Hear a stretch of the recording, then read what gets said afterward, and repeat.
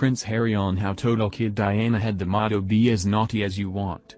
Just don't get caught," as Will's jokes he fell down the stairs when his mother booked Cindy Crawford and Naomi Campbell for his 12th birthday.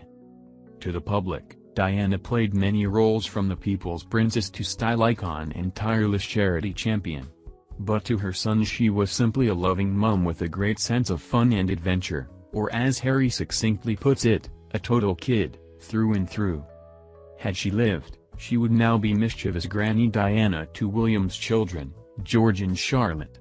And, he thinks, probably an absolute nightmare at bath time as he and Kate struggled to keep order. In the film, Harry warmly recalls how much Diana valued the chance to escape the limelight and just spend time with her two boys.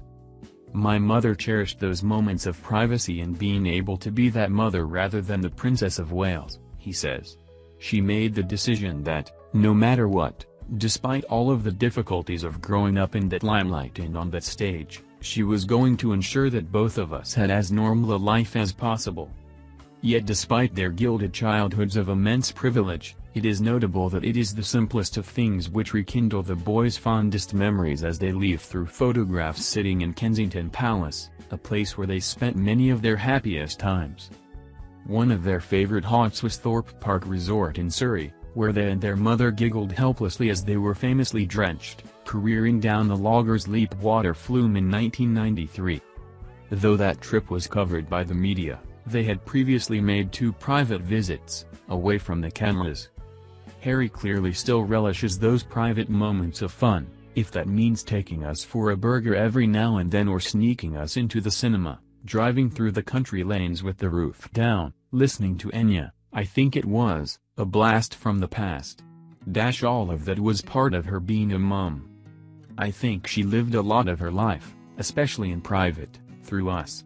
And I think that sort of childish fun element really came out when she was spending time with us. Our mother was a total kid through and through. When everybody says to me, "So she was fun, give us an example," all I can hear is her laugh in my head. And that sort of crazy laugh where there was just pure happiness on her face. It will come as no surprise to many that Diana delighted in defying rules and convention. She was one of the naughtiest parents.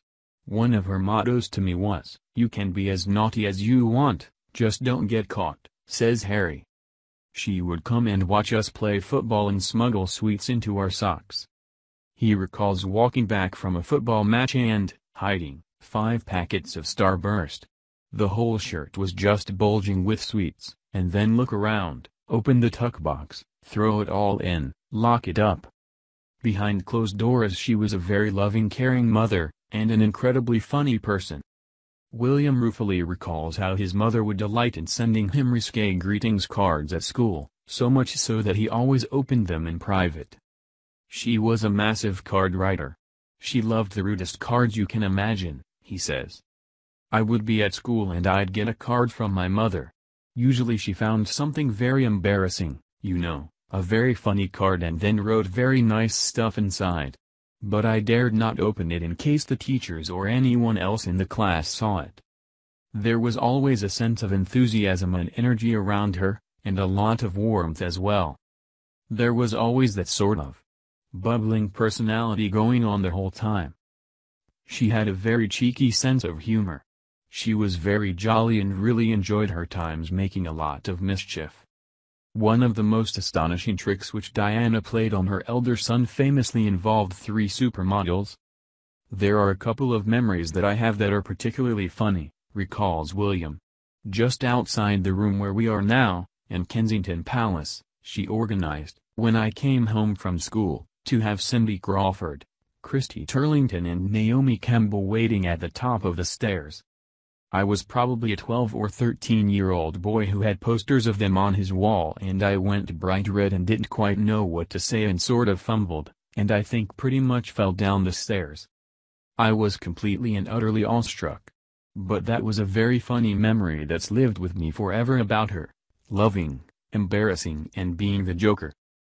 William says his own approach to parenting comes from his mother's hands-on approach, which broke the traditional mold for royal children. And he says the most important message he takes from his mother is the importance of those first few years.